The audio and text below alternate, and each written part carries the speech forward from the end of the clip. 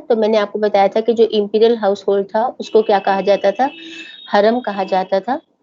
और ये जो हरम वर्ड था ये एक पर्शियन ओरिजिनेटेड वर्ड था जिसका मतलब होता था सेक्रेड प्लेस। और यहाँ पर किंग, एम्परर और उनकी वाइफ, उनके जो और भी रिलेशंस थे, और भी जो रिलेशन में लोग थे, चाहे वो जो भी रिलेशनशिप्स थी, वो सब जो है यहाँ पर रहा करते थे। चाहे चाची, ताई, बुआ जो भी थे, step mother, foster mother, whatever, ठीक है, वो सब मिलकर के यहीं पे रहा करते थे। इसमें कि जैसे की जाती थी उसमें मैंने आपको बताया था कि it was a sort of ties, कि रिलेशनशिप्स मेंटेन करने के लिए क्या किया जाता था कि अगर किसी ताकतवर या कोई अपने से वीक, मतलब कैसी भी कंडीशन हो, ये सोचा जाता था पहले, विचार किया जाता था, पॉलिटिकली उस सिचुएशन को अंडरस्टैंड किया जाता था and according to that relationship maintain किए जाते थे। और जो शादी की जाती थी, मैरिजेस का जो एक टाइप था, मतलब उसमें हम डिप्लोमेटिक रिलेशनशिप मेंटेन करने के लिए और अपने स्टेट को सिक्योर करने के लिए और कई बार उसको एनलार्ज करने के लिए, उसको बढ़ाने के लिए, तो कॉन्क्वेस्ट की बजाय क्या करते थे कि वहाँ से शादी-ब्याह के संबंध कायम कर लिया करते थे और अपने अलायंसेस बना लिया करते थे।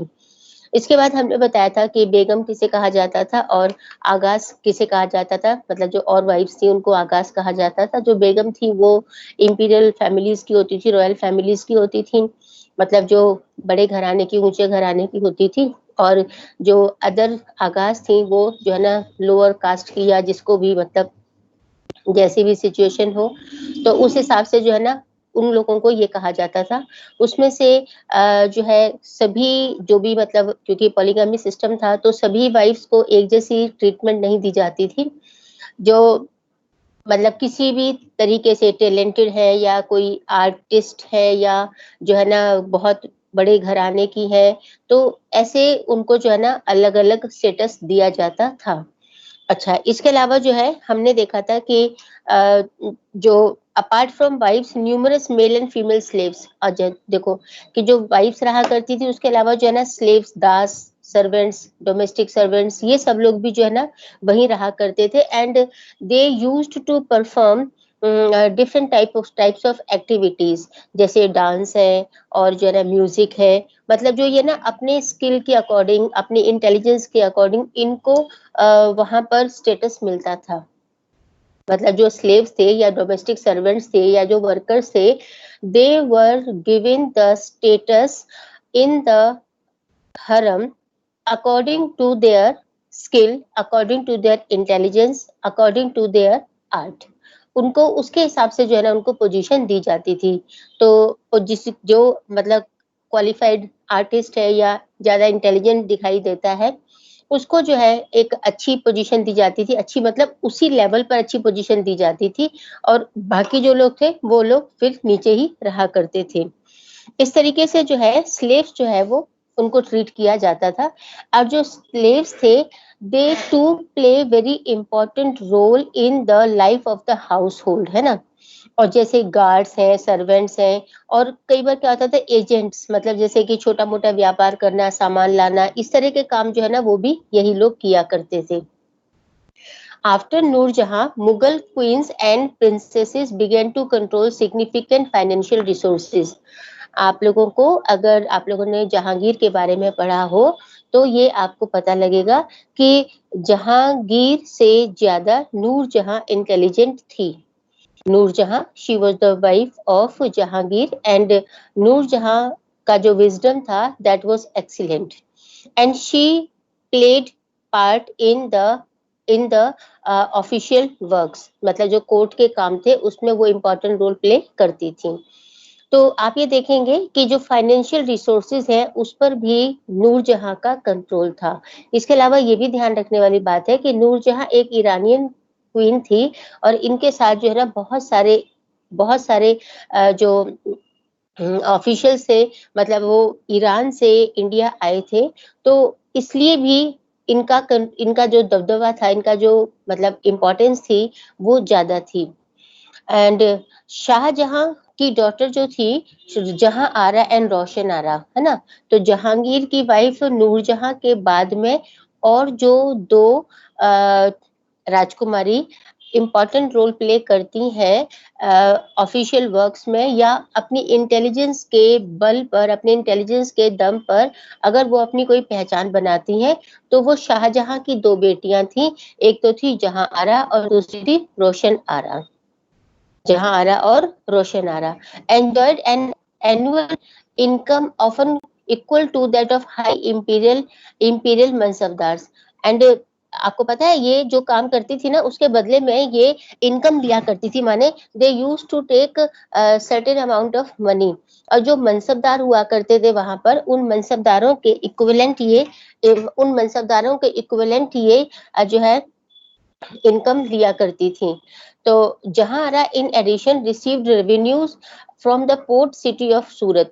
और जहांआरा जो है ना वो सूरत शहर से रेवेन्यूज भी कलेक्ट करती थी, रेवेन्यूज भी उनको मिलता था, which was a lucrative centre of overseas trade, क्योंकि सूरत उस समय पर एक बहुत ही इंपॉर्टेंट पोर्ट था जहां दूर दराज से जो है ना व्यापार किया जाता था। तो अभी मैंने आपको बताया कि टोटल जो हाउस होल्ड है, इंपीरियल हाउस होल्ड है, उसमें उसको क्या कहा जाता था, फिर वहां पे कौन कौन लोग रहते थे, फिर बेगम और जो है ना आगाज के बारे में मैंने आपको बताया, उनकी पोजीशन कैसे होती थी वो मैंने बताया, शादी कैसे की जाती थी, मतलब क्या उनकी कंडीशन हुआ करती थी वो मैंने आपको बताया, स्लेव्स की कंडीशन कैसे होती थी वो मैंने आपको एक्सप्लेन किया। अगर आप लोगों को ये इस तरह के क्वेश्चन आते हैं तो आप इसी तरीके से एक्सप्लेन करना, अलग-अलग जो पैराग्राफ बनाओगे या अलग-अलग जो पॉइंट्स बनाओगे उसमें अलग-अलग चीज़ों को आपको पूरी तरीके से एक्सप्लेन करना होगा। उसके बाद फिर आप लोगों को नूरजहां और जहांआरा, रोशन आरा के लिए एक अलग पैराग्राफ बनाना होगा जिसमें आप इनके बारे में लिख सकते हो।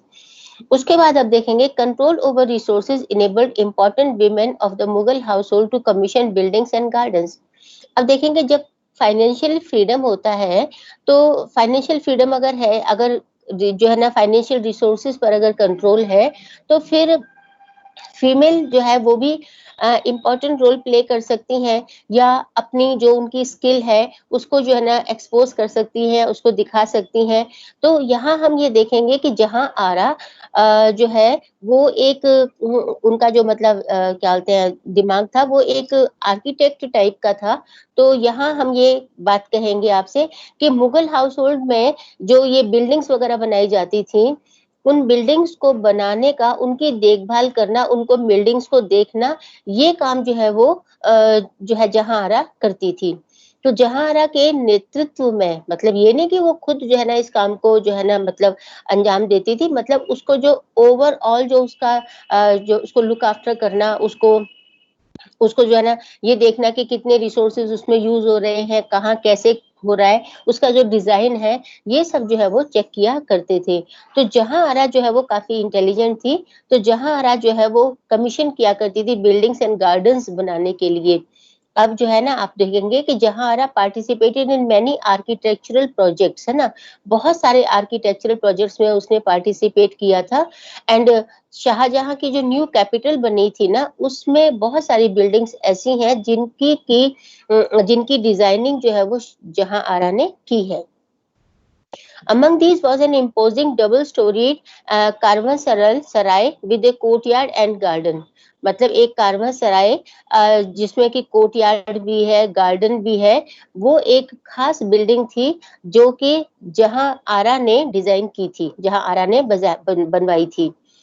चांदनी चौक और जो है शाहजहांबाद का जो सेंटर है वो भी जो है जहां आरा ने ही डिजाइन किया था। तो आप जो है ना अगर जहां आरा के, अगर मान लीजिए कि कोई शॉर्ट क्वेश्चन आ जाए और उसमें पूछा जाए कि what were the achievements of जहां आरा इन द आर्किटेक्चर, तो जो है ना आप उसकी अचीवमेंट्स या उनकी जो भी उनकी बिल्डिंग्स बनाई गई थी उनके बारे में आप एक्सप्लेन कर सकते हैं। तो an interesting book give us a glimpse into the domestic world of the Mughal is the Humayun नामा। देखो ये जो हुमायूं नामा है, ये जो डोमेस्टिक वर्ल्ड, मतलब देखो हम तो क्रॉनिकल किसके बारे में पढ़ रहे हैं, we are studying about mainly जो है ना आईनी अकबरी में जो छोटी छोटी बातें जो है ना हम जो ये पढ़ रहे हैं ये तो उसमें से एक बूंद के बराबर भी नहीं है। एकदम मोटा-मोटा जो हमें बताया जा रहा है इसमें कि मतलब हमें कुछ खास-खास बातें बताई जा रही हैं, डिटेल में हम इसमें कुछ नहीं पढ़ रहे हैं, ठीक है? अब यहाँ पर हम ये देख रहे हैं कि जब हम मुगल डोमेस्टिक हाउसहोल्ड के बारे में पढ़ रहे हैं, तो मुगल डोमेस्टिक हाउसहोल्ड को अगर आप डिटेल में पढ़ना चाहते हैं, तो आपको हुमायूँनामा से काफ़ी ज़्यादा जानकारी मिल सकती है। तो इसका मतलब है कि हुमायूँनामा रिटन बाय गुलबदन बेगम। गुलबदन बेगम कौन थी? Gulbadan Begum were the daughter of Babur. तो इसका मतलब क्या हुआ कि बाबर की वो बेटी थी। तो गुलबदन बेगम कौन हुई? हुमायूँ की। हुमायूँ की हुई वो बहन, ठीक है? और जो है अकबर की हुई वो बुआ, ठीक है? Humayun sister and Akbar's aunt. Humayun की तो बहन हुई और अकबर की वो बुआ हुई, ठीक है? Gulbadan could write fluently in Turkish and Persian. अब देखो कि पहले हमने एक नाम पढ़ा नूरजहां, फिर हमने पढ़ा जहां आरा, फिर हमने पढ़ा रोशन आरा, अब चौथा नाम हमने पढ़ा Gulbadan Begum because she too was intelligent, that is why she wrote Humayun Nama, ठीक है? हुमायूं नामा माने अपने भाई के बारे में उसने लिखा, ठीक है? और उसको टर्किश और पर्शियन लैंग्वेज बहुत अच्छी तरह से आती थी, तो टर्किश और पर्शियन लैंग्वेज में ही उसने इस बुक को लिखा। When Akbar commissioned Abul Fazl to write a history of his reign, जब अकबर ने अबुल फजल को कमीशन किया कि you have to write a book about the reign of the Mughals, है ना?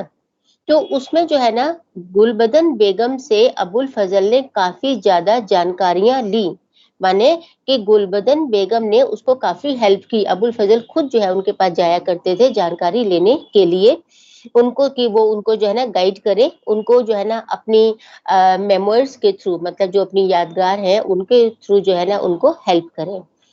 So when Akbar commissioned Abul Fazl to write a history of his reign, he requested his aunt to record his memoirs of earlier times under Babur and Humayun for Abul Fazl to draw upon. ठीक है? When Gulbadan wrote was no eulogy of the Mughal emperors. Rather, she described in great detail the conflicts and tensions among the princes and kings. अब देखो गुलबदन बेगम ने जो है ना Mughal emperors, क्योंकि उस समय हुमायूं जो है ना he was trying to establish his kingdom, मतलब that time the Mughal stability was not there. तो इसका मतलब है कि गुलबदन बेगम ने क्या लिखा है? गुलबदन बेगम ने किंग्स की अचीवमेंट्स को नहीं लिखा, बिकॉज उस समय कोई खास अचीवमेंट थी ही नहीं। तो what she used to write is कि उन्होंने लिखा है कि किस किंग के साथ में टेंशन्स थी, कैसी किस तरह की जो है ना कंडीशंस थी, और जो है ना क्या प्रिंसेस और किंग्स जो है वो कैसे जो है ना मीडिएट करते थे, ये चीजें उन्होंने मेंशन की हैं। Among the prince and kings and the important mediating role elderly women of the family played in resolving some of the conflicts.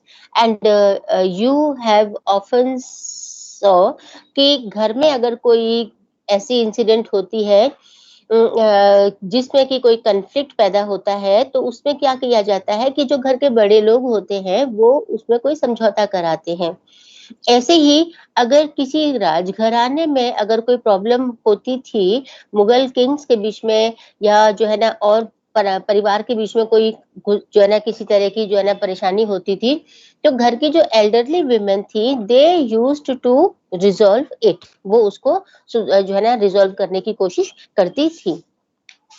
Now come to page 244, the imperial official. जो imperial official है इसमें हम क्या पढ़ने वाले हैं? जो imperial official है इसमें हम पढ़ने वाले हैं, ये थोड़ा सा इम्पोर्टेंट होगा और आप लोगों को थोड़ा ध्यान से समझना भी होगा, ठीक है? तो इम्पीरियल ऑफिशियल का मतलब है कि ऑफिशियल पर्पसेस, ऑफिशियल जो काम थे, एडमिनिस्ट्रेटिव जो काम थे, उनको कैसे कंडक्ट किया जाता था और कैसे उनकी रिक्रूटमेंट्स की जाती थी। माने कि जो पोजीशन थी किंग के बाद में, रूलर के बाद में, एम्परर के बाद में, उसको कैसे अपने नीचे बांटा गया था, and who used to administer the whole things। क्योंकि किंग अकेला तो सारा कुछ नहीं देख सकता है, तो उसके जो हेल्पिंग हैंड थे वो कौन होते थे? इनफैक्ट यहाँ पर हम देखेंगे कि उसकी आर्मी या उसके जो उसके मिनिस्टर्स थे वो कैसे रिक्रूट किए जाते थे। जैसे मनसबदार, मैंने आपको इससे पहले वाले टॉपिक में बताया था तो मनसबदार कौन होते थे, उनको कैसे इलेक्ट किया जाता था, उनकी पोजीशन कैसे कैसे डिफाइन की जाती थी, या उनको कैसे तय किया जाता था कि कौन जो है ना वो हाई पोस्ट पर है, कौन लो पोस्ट पर है। और जो उनका आर्मी का सिस्टम था वो भी हम इसमें पढ़ने वाले हैं कि कैसे जो है ना पूरा अरेंजमेंट किया जाता था। तो Mughal chronicles, especially the Akbarnama, have bequeathed a vision of empire in which agency rests almost solely with the emperor. अब देखो, कंप्लीट पावर जो है वो किसके हाथ में है, किंग के हाथ में है। नो डाउट, इसमें कोई शक नहीं है कि सबसे इंपॉर्टेंट जो है वो कौन होता है, रूलर होता है, किंग होता है। He is the whole sole power. ठीक है, जब वो होलसेल पावर है तो उसके बाद जो है ना, मतलब लेकिन अकेला वो सारा कुछ तो नहीं कर सकता ना, तो उसको अपने जो अंडर काम है, वो एंटायर जो किंगडम है उसका, उस किंगडम पर सभी कामों को देखभाल करने के लिए, उसको लुक आफ्टर करने के लिए ही नीड सर्टेन अदर पीपल। ठीक है, while the rest of the kingdom has been portrayed as following his orders, तो बाकी के जो मतलब किंगडम में सब जगह पर उसके ऑर्डर्स को फॉलो किया जाता था। तो वो कौन लोग थे जो उसके ऑर्डर को फॉलो करते थे या उसको इम्प्लीमेंट करवाते थे? उनके ऑर्डर्स को इम्प्लीमेंट करवाते थे, वो कौन लोग थे और उनको कैसे जो है ना चुना जाता था, ये हमें पढ़ना है। Yes, if we look more closely at the rich information these histories provide about the apparatus of the Mughal state, we may be able to understand the ways in which the imperial organization was dependent on several different institutions to be able to function effectively. माने कि effectively काम करने के लिए उनको अलग अलग agencies पर डिपेंड रहना पड़ता था, जैसे फाइनेंशियल है, जैसे कि उनका क्या बोलते हैं एडमिनिस्ट्रेटिव है। तो हर एक डिपार्टमेंट अलग हो गया। अब जैसे हमारे यहाँ पे गवर्नमेंट में बहुत सारे मिनिस्टर्स होते हैं, तो जो जिस चीज का मिनिस्टर है, जैसे हेल्थ मिनिस्टर है या कोई एजुकेशन मिनिस्टर है या कोई फाइनेंस मिनिस्टर है या फॉरेन अफेयर्स मिनिस्टर है, तो वो अपने ही काम को देखते हैं। One important pillar of the Mughal state was it's corps of officers, है ना। कॉर्प्स ऑफ ऑफिसर्स माने क्या है यहाँ पर कि सैनिकों में जो अधिकारी थे, मतलब कि सैनिक अधिकारी माने जो आर्मी में हाई ऑफिशियल्स थे वो। जैसे हमारे यहाँ पे एयर चीफ मार्शल है ना, या जो है ना और जो हमारे आर्मी चीफ है या जो है ना नेवी चीफ है। तो चीफ जो है यहाँ पर उनको क्या कहा जाता था, आर्मी। अब वो एक नहीं होते थे, जैसे ब्रिगेडियर्स वगैरह है, ये सब जो है ना क्या है, तो यहाँ पर उनके भी अलग अलग जो है ना डेजिग्नेशन होती थी, और वो जो ऑफिशियल्स हुआ करते वो बहुत इंपॉर्टेंट रोल प्ले किया करते थे। Also refer to by historians collectively as the nobility, और इनको जो है ना आमतौर पर हम क्या कहते हैं, नोबिलिटी कहते हैं। तो हमारे हिस्टोरियंस भी इनको collectively what do they call them nobility.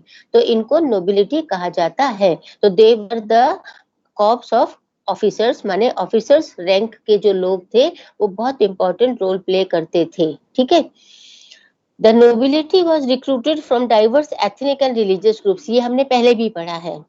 Because जो है कि बिकॉज जो है ना हिंदुस्तान में बहुत सारे जो है ना कम्युनिटी के लोग रहा करते थे, तो ये पॉसिबल नहीं हो सकता था कि किसी एक ही कम्युनिटी के लोगों को रखा जाए, है ना? क्योंकि यहाँ तो हिंदूज मेजॉरिटी में थे और हिंदूज को वो मेजॉरिटी में नहीं रखना चाहते थे। इसीलिए वो क्या करते थे कि अलग-अलग ग्रुप्स के लोगों को जो है ना नोबिलिटी में इंक्लूड किया करते थे, उनको रिक्रूट किया करते थे, ताकि जो है ना इससे एक और आसानी होती थी कि सभी धर्म के लोगों में समभाव बना रहता था, हार्मनी बनी रहती थी। अदरवाइज़ क्या होगा कि अगर किसी एक धर्म के लोगों को ज़्यादा चूज़ किया जाए, ज़्यादा रिक्रूट किया जाएगा, तो दूसरे धर्म के लोग जो है वो नाराज़ हो सकते थे। तो इस समस्या का समाधान करने के लिए भी यही एक तरीका बेहतर था। This ensured that no faction was large enough to challenge the authority of the state. ये अब देखो, इससे एक फायदा ये भी था कि ऐसी कंडीशन में जब सब कम्युनिटीज के लोग जो है वो इक्वली उनको अपॉइंट किया जा रहा है, तो वो कोई भी ग्रुप जो है वो इतना पावरफुल नहीं हो सकता कि वो किंग को, रूलर को जो है चैलेंज कर सके। The officer corps of the Mughals was described as a bouquet of flowers, है ना। जो ऑफिसर्स थे मुगल कोर्ट में उनको क्या कहा जाता था, उनको जो है ना बुकेट ऑफ फ्लावर्स कहा जाता था, जैसे हम बुक्का नहीं कहते हैं, है तो उनको गुलदस्ता कहा जाता था। क्या कहते थे उनको? गुलदस्ता। गुलदस्ता माने बुकेट ऑफ फ्लावर्स, माने फूलों का एक bunch. Held together by loyalty to the emperor, और ये सारे के सारे वफादार होते थे और इकट्ठा रहते थे, इसीलिए इनको जो है ना गुलदस्ता कहा जाता था। In Akbar's imperial service, Turani and Iranian nobles were present from the earliest phase. देखो कि अकबर के कोर्ट में इंपीरियल सर्विस में ईरानी और तुरानी शुरू से ही थे, ईरानी और तुरानी शुरू से ही थे, but present from the earliest phase of carving out of a political dominion। मतलब जब एक इनका पॉलिटिकल डोमिनियन बना था, मतलब जब इसको एस्टेब्लिश किया था, क्योंकि अकबर ने ही तो एस्टेब्लिश किया था मेनली मुगल रूल को, मुगल जो है ना डायनेस्टी को, तो उस समय पर जो है ना ईरानी तुरानी जो थे वो शुरू से ही अकबर के साथ में थे। मैनी हैड अकम्पनीड हुमायूं, कुछ लोगों ने तो हुमायूं को भी अकम्पनी किया था। Others migrated later to the Mughal court, और बाद में जो है ना कुछ और थे जो कि बाद में मुगल कोर्ट में ईरान तुरान से जो है वो इंडिया में माइग्रेट हो गए थे, यहाँ आ गए थे। Indian origin entered the imperial service. Indian origin के, ध्यान से सुनने वाली बात है कि इंडियन ओरिजिन के दो ग्रुप्स थे जो कि इंपीरियल सर्विस में एंटर हो चुके थे। इंडियन ओरिजिन के दो कैटेगरीज थी, दो जो है ना लोग थे, दो ग्रुप्स थे जो कि इस रूलिंग ग्रुप्स में शामिल हो चुके थे फ्रॉम 1560 ऑनवर्ड्स। ठीक है, सबसे पहले तो राजपूत थे, the Rajput and the Indian Muslims. जो इंडियन मुस्लिम्स थे, इंडियन मुस्लिम्स जो थे मतलब जिन्होंने अपना रिलीजन चेंज कर लिया था, जो रिलीजन चेंज कर चुके थे, वो कौन थे? शेख जादास कहा जाता था इनको। इनको क्या कहा जाता था? शेख जादास। शेख जादा कौन होते थे? शेख जादा जो है वो, शेख जादा जो है ना वो होते थे इंडियन ओरिजिन के। शेख जादा इंडियन ओरिजिन के जो मुस्लिम्स थे उनको कहा जाता था। ध्यान रखना कि आपसे पूछा जा सकता है कि which were the two Indian origins with that entered into the imperial service of the Mughal rule. तो जो है ना क्या बताएंगे आप? Rajput and the Indian Muslims who were called Shaikhzadas. The Rajput and the Indian Muslim Shaikhzadas, the first to join was a Rajput chief. सबसे पहला व्यक्ति कौन था? ये भी 1 मार्क के लिए पूछा जा सकता है। Was Raja Bharmal Kachhwaha. Raja Bharmal Kachhwaha, he was the first person जिसको इंपीरियल ऑफिस में, इंपीरियल जो है सर्विस में शामिल किया गया था। ऑफ अम्बेर, कहाँ के थे ये? अम्बेर के। ठीक है, ये राजस्थान में है अम्बेर, ये एक रजवाड़ा था। अम्बेर का किला आप लोगों ने अगर सुना हो तो। To whose daughter Akbar got married, इसी की बेटी से अकबर ने शादी की थी, ऐसा कहा जाता है। ठीक है, members of Hindu caste inclined towards education and accountancy were also promoted। और हिंदू कास्ट के वो लोग जो कि शिक्षा की तरफ झुके हुए थे, माने जो कि ज्यादा एजुकेटेड थे, ठीक है, उनको भी प्रमोट किया गया, उनको भी प्रमोट किया गया। A famous example being Akbar's finance minister was Raja Todarmal. Raja Todarmal who was educated, ठीक है, he was Hindu and he, और वो बाई कास्ट खत्री थे, by caste he was a Khatri.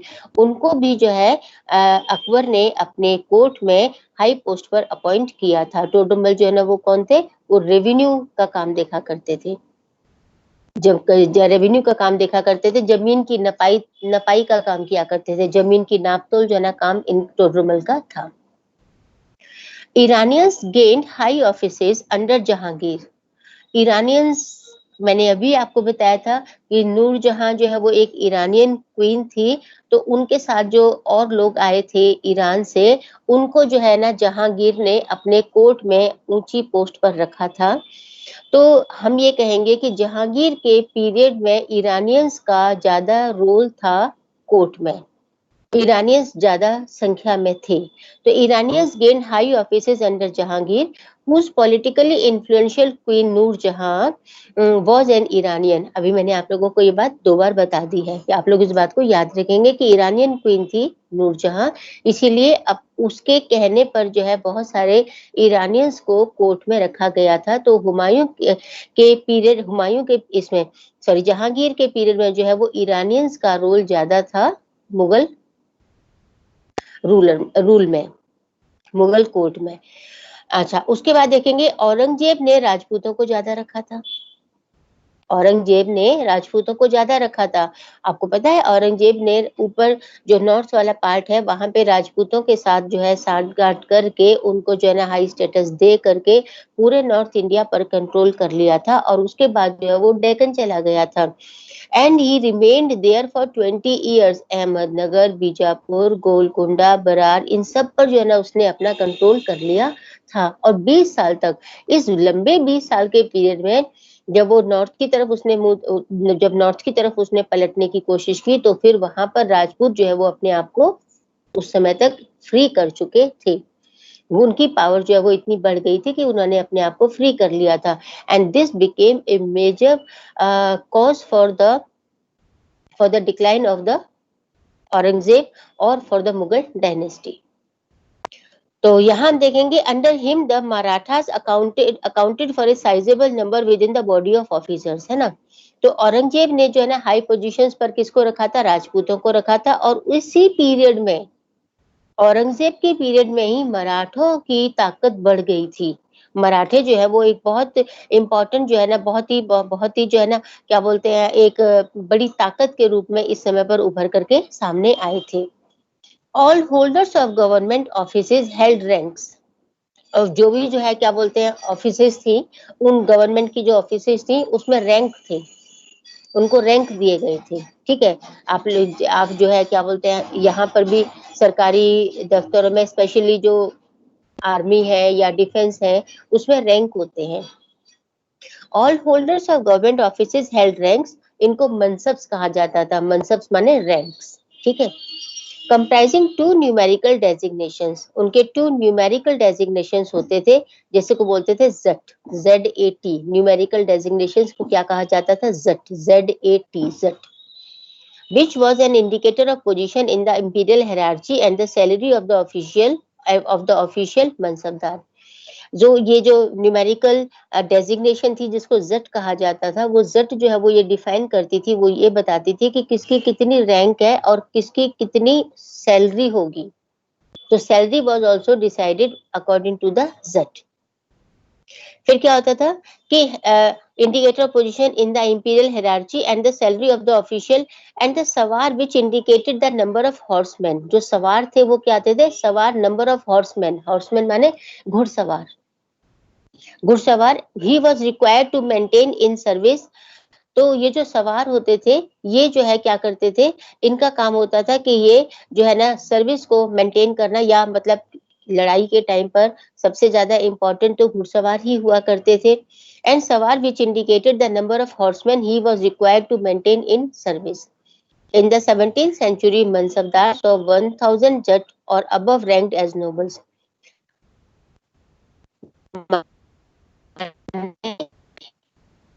कि in the 17th century mansabdar, कौन से मनसबदार? जिनके पास 1000 से ज्यादा जट थे, और उनको नोबल्स कहा जाता था। जिनको नोबल्स कहा जाता था, जिनके पास 1000 से ज्यादा, 1000 से ज्यादा जो है वो क्या बोलते हैं मनसबदार्स ऑफ 1000 जट और अबव रैंक्ड एज नोबल्स, मतलब कि उन मनसबदारों को जिनके पास 1000 से ज्यादा, मतलब जिनकी जो रैंक थी ना वो 1000 से ज्यादा थी, जिसके पास घुड़सवार हो, उनको जो है ना क्या कहा जाता था? उनको जो है ना नोबल्स कहा जाता था, उनको नोबिलिटी में इंक्लूड किया जाता था। तो as nobles umara which is the plural of amir, अमीर का जो प्लूरल फॉर्म है वो है उमारा। उमारा क्या है? प्लूरल फॉर्म ऑफ अमीर। The nobles participated in military campaigns with their आर्मीज। जो नोबल्स थे ना, तो ये नोबल्स, सभी नोबल्स के पास अपनी अपनी आर्मी हुआ करती थी, उनके पास अपनी आर्मी होती थी, उनके पास अपने घुड़सवार होते थे। तो ये जब नोबल से कोई लड़ाई होती थी तो लड़ाई में ही अपने सैनिक खुद लेकर के आते थे। ठीक है, the nobles participated in military campaigns with their armies and also served as officers of the empire in the provinces. और जो है वो उन प्रोविंसेस में प्रोविंसेस में जो है ना वो ऑफिसर्स के रैंक पर काम के हैसियत से जो है ना वो काम करते थे। Each military commander recruited, equipped and trained the main striking arm of the Mughal army. जो मिलिट्री कमांडर थे वो क्या करते थे, उन्हीं का काम था अपनी सेना के लिए, अपनी आर्मी के लिए हथियार सप्लाई करना, अपने हथियार प्रोवाइड करना, उनको ट्रेनिंग देना, उनको जो है ना क्या बोलते हैं उनको रिक्रूट करना, ये सारा का सारा काम जो है ना वो मिलिट्री कमांडर्स खुद ही किया करते थे। उनकी कैवेलरी जो घुड़सवारी है और जो है ना क्या बोलते हैं अस्त्र-शस्त्र है, ये सब जो है ना उनका इंतज़ाम ये खुद ही किया करते थे। The troopers maintain superior horses, जो ट्रूपर्स थे वो सुपीरियर हॉर्सेस को मेंटेन किया करते थे, branded on the flank by the imperial mark. आपको पता है कि जो घोड़े होते थे उन घोड़ों के साइड में जो है उनके बालों को साफ करके उस पर जो है ना वो एक मार्क लगा दिया जाते थे जिसको दाग कहते थे। दाग कहते थे, मतलब उसपे मार्क लगा दिया जाता था, जैसे कि वो इंपीरियल हाउसहोल्ड का जो है ना एक जैसे कोई क्या बोलते हैं उसको, आप कोई सील कह सकते हैं या कोई जो है ना छाप लगा दी जाती थी कि जिससे उनकी गिनती हो सके और जिनसे ये पता चले कि वो किस जो है ना कैटेगरी के हैं या किस नोबल के अंडर वो आते हैं। तो इसके लिए उनको दाग दिया जाता था। उनके जो है ना बाल जो है ना उनकी बालों की जो है ना वो ट्रिमिंग की जाती थी और उनको जो है ना ट्रेनिंग भी दी जाती थी। The emperor personally reviewed changes in rank. अब देखो कि इतने हाई ऑफिशियल्स वगैरह जो होते थे, जो बिल्कुल टॉप पोजीशंस होती थी, जैसे कि अभी हमारे सेंट्रल में जो अगर किसी मिनिस्टर की मिनिस्ट्री चेंज करनी है, तो ये काम कौन करेगा? ये काम खुद जो है ना प्राइम मिनिस्टर करेंगे, है ना? किसी की मिनिस्ट्री चेंज करनी है, मिनिस्टर्स की मीटिंग लेनी है, किसी को गवर्नर अपॉइंट करवाना है, तो उसमें प्रेसिडेंट और प्राइम मिनिस्टर दोनों मिलके करेंगे। तो छोटे-छोटे जो ट्रांसफर्स हैं, वो नहीं बल्कि जो हाई जो है ना पोजीशंस के ट्रांसफर्स हैं या हाई रैंक्स के जो ट्रांसफर्स हैं या उनकी जो उनको चेंज करना है, तो ये काम जो है वो किंग अपने हाथ में रखा करते थे। तो उनको पोजीशंस देना, उनकी पोजीशंस को चेंज करना, उनको जो है ना उनसे पूछताछ करना, उनसे मीटिंग्स करना, जैसे मैंने आपको दीवाने खास बताया था, तो दीवाने खास में इस तरह के काम जो है वो किए जाते थे कि उनकी जाँच-पड़ताल करना और उनके वो अपना काम जो है ना ऑनेस्टली और सिंसियरली और लॉयल तरीके से कर रहे हैं या नहीं कर रहे हैं, ये सब चीज़ें भी जो है वो चेक की जाती थी। आपको पता है स्पाइस भी रखे जाते थे, जासूस भी रखे जाते थे इन लोगों की जासूसी करने के लिए। तो जो ये डोमेस्टिक हाउसहोल्ड में जो स्लेव्स और जो लोग हुआ करते थे, इनको इस काम के लिए भी इस्तेमाल किया जाता था कि ये जो है जासूसी भी किया करते थे। Titles and official postings for all except the lowest ranked officers, मतलब जो लोएस्ट रैंक के ऑफिसर्स होते थे उनको छोड़ करके बाकी जो हाई ऑफिसर्स हुआ करते थे उन सबकी जो है ना पोजीशन रैंक या उनका ट्रांसफर ये सारा काम जो है ना वो अपने हाथ में लेते थे कि इसको प्रमोट करना है, ये भी वो अपने हाथ में रखा करते थे। Akbar was who designed the Mansab system, also established spiritual relationship with a select band of his nobility by treating them as his disciples. उन्होंने जो है ना क्या किया कि एक Akbar who design the mansab system जिसने डिजाइन किया था, ऑल्सो एस्टेब्लिश स्पिरिचुअल रिलेशनशिप्स भी मेंटेन की and with a select band of his nobility, मतलब कुछ खास लोगों को, अपने कुछ खास बंदों को जो है ना सेलेक्ट किया और जो है ना उनको सेलेक्ट करके बाय ट्रीटिंग देम, और उनको वो क्या कहते थे, उनको वो अपना जो है वो जो है ना डिसिपल्स कहते थे, उनको अपना मुरीद कहते थे। माने नॉट एवरीवन बट कुछ सिलेक्टेड, जो सिलेक्टेड लोग उनके जो बहुत ज्यादा वफादार थे, बहुत ज्यादा लॉयल थे, जिन पे उनको बहुत ज्यादा भरोसा था, उनको जो है ना उन्होंने अपने मुरीद की संज्ञा भी दी थी। He used to call them his murid, मुरीद माने his disciples. For members of the nobility, imperial service was a way of acquiring power. अब देखो नोबिलिटी में क्या था, for members of the nobility, जो नोबिलिटी के मेंबर्स से नोबिलिटी हासिल करना, उसका मतलब है कि उनको पावर मिल रही है, उनको ताकत मिल रही है। Imperial service was a way of acquiring wealth, मतलब कि पैसा भी मिल रहा है और ताकत भी मिल रही है, ठीक है, और पावर भी मिल रही है, wealth and the highest possible reputation, और बहुत ऊंची इनकी रेपुटेशन भी बहुत हाई हुआ करती थी। मतलब कि अगर कोई इंपीरियल नोबिलिटी में इंक्लूड किया गया है तो इसका मतलब है कि उसके पास पावर है, उसके पास वेल्थ है, उसके पास जो है ना हाई रेपुटेशन है। A person wishing to join the service petitioned through a noble who presented a tajweez to the emperor. अगर मान लीजिए कोई व्यक्ति जो है ना अब चाहता है कि मुझे जो है वो नोबिलिटी में इंक्लूड किया जाए, तो क्या करेंगे हम? अगर किसी जो है ना नौकरी के लिए वैकेंसी निकलती है तो हम क्या करते हैं? हम अप्लाई करते हैं उसमें। तो यहाँ क्या करना होता था कि यहाँ पर जो है ना पहले पेटिशन डालनी होती थी, जिसको क्या कहा जाता था? इसको जो है ना तजवीज़ कहा जाता था। हु प्रेजेंटेड ए तजवीज़ टू द एम्परर, तजवीज़ दी जाती थी एम्परर के सामने और फिर एम्परर डिसाइड करता था whether he is able to be a noble, to be selected as a noble और not. It it was totally dependent on the wisdom or the intelligence of the king emperor, कि वो खुद ये decide करता था कि इसको इसमें शामिल किया जा सकता है या नहीं किया जा सकता है। तो वो व्यक्ति जो इस काम के लिए अपने आप को प्रेजेंट करता था, वो जो है ना अपने सारी मतलब जो क्वालिटीज थी उनको जो है ना लिख करके दिया करता था।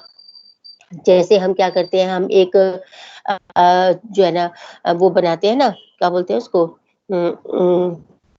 अपना बायोडाटा बनाते हैं, ठीक है? तो इस तरीके से जो है ना वो बना करके दिया करते थे। If the applicant was found suitable, अगर वो सूटेबल पाया गया, ए मनसब वाज ग्रांटेड टू हिम, तो उसको एक मनसब दे दिया जाता था। द मीर बख्शी पे मास्टर जनरल, मीर बख्शी जिसको पे मास्टर जनरल की पोस्ट दी गई थी, कहा जाता था, was granted to stood in open court on the right of the emperor and presented all candidates for appointment or promotion। जो ये मीर बख्शी थे, जो कि पे मास्टर थे, जनरल पे मास्टर माने जैसे पे वगैरह देने का काम जो है वो इनके हाथ में रहता था। तो ये हमेशा जो है वो एम्परर के राइट में खड़े होते थे, एम्परर के साथ में खड़े होते थे, क्योंकि इनको पूरा रिकॉर्ड रखना होता था कि किसको कितनी सैलरी देनी है, ठीक है? in in open court on the right of the emperor and presented all candidates for appointment or promotion. और ये सब उन लोगों को सामने रखा करते थे, जैसे कि किसको प्रमोट करना है, किसका ट्रांसफर करना है, किसको जो है ना किसका ट्रांसफर करना है और किसको जो है ना क्या बोलते हैं, जो ऑर्डर्स वगैरह है उस पे सील लगानी है, सिग्नेचर करवाने हैं। तो ये सारे काम जो है वो यही किया करते थे। While his office prepared orders bearing his seal and signature as well as those of the emperor. तो जिस व्यक्ति को जो है ना अपॉइंट किया जाता था, उसको जो है ना फिर जैसे हम अपॉइंटमेंट लेटर देते हैं ना, तो वैसे ही इनको क्या किया जाता था, इनको जो है ना वो क्या कहते हैं, उसकी सील के साथ में, मतलब उसके स्टैम्प के साथ में जो है ना लेटर दिया जाता था और फिर जो है ना वो उस जॉब को जो है ना या मनसब को जो है वो ज्वाइन करते थे। There were two other important ministers, और दो इम्पोर्टेंट मिनिस्टर्स थे, उनको क्या कहा जाता था? एक तो था दीवाने आला, दीवाने आला फाइनेंस मिनिस्टर कहते थे इनको, और दूसरा जो मिनिस्टर था उनका नाम था सदर उर सुदूर। दूसरे जो मिनिस्टर थे उनका नाम क्या था? सदर उर सुदूर। ये मिनिस्टर कौन से थे? जो minister of grants, minister of grants, grants का मिनिस्टर का मतलब क्या हुआ कि जो दान दिया करते थे। जैसे कि हर धर्म के, क्योंकि बहुत सारी कम्युनिटीज के लोग रहते थे, बहुत सारे रिलीजन्स के लोग रहते थे, तो हर धर्म हर रिलीजन के लोगों को, हर कम्युनिटी के लोगों को बहुत सारे ग्रांट्स दिए जाते थे, मंदिर बनाने के लिए, मस्जिद बनाने के लिए, गिरजाघर बनाने के लिए जो है ना उनको जमीनें दी जाती थी, उनको जो है ना पैसा दिया जाता था, उनको जो है ना जो है ना जैसे स्टोन्स वगैरह है या इस तरह की उनकी मदद की जाती थी। And in charge of appointing local जजेस, और जो है ना जजेस को भी ये अपॉइंट करते थे, काजी जो लोकल जजेस थे उनको अपॉइंट करते थे। कौन लोग? सदर उर सुदूर, ठीक है। The three ministers occasionally came together as an advisory body. अब ये तीन मिनिस्टर जब इकट्ठा होते थे तो पहला मैंने आपको बताया था वो जो कि क्या बोलते हैं इसके किंग के, रूलर के, एम्परर के जो है ना राइट में होते थे, जो कि अपॉइंटमेंट वगैरह का सब काम देखा करते थे। दूसरा मैंने आपको बताया फाइनेंस मिनिस्टर, तीसरा मैंने आपको बताया मिनिस्टर ऑफ ग्रांट्स। ये सब जो है वो एडवाइजरी कमेटी के मेंबर हुआ करते थे रूलर के, but were independent of each other. और एडवाइजरी कमेटी में इकट्ठा शामिल होते थे, मगर अपने अपने काम में वो इंडिपेंडेंट हुआ करते थे। Akbar with these and other advisors shaped the administrative, fiscal and monetary institutions. Fiscal and monetary मौद्रिक नीति, fiscal राजकोषीय नीति, राजकोषीय माने जिसमें टैक्सेशन की पॉलिसी आती है, मॉनेटरी पॉलिसी माने कि रुपए का लेन देन जो है उसमें आता है। Of the empire, noble stationed at the court, तैनात ए रकाब। ये लोग कहाँ पे इनको अपॉइंट किया जाता था? कोर्ट में। Noble stationed at the court were a reserve force to be deputed to a province और मिलिट्री कैंपेन।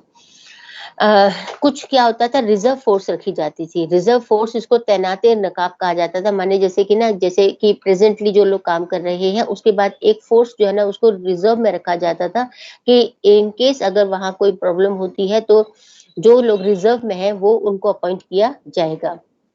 तो they were duty bound to appear twice daily, और ये लोग ड्यूटी बाउंड होते थे, है ना, ड्यूटी बाउंड होते थे। इनको एक दिन में 2 बार जो है ना अपीयर होना पड़ता था, है ना?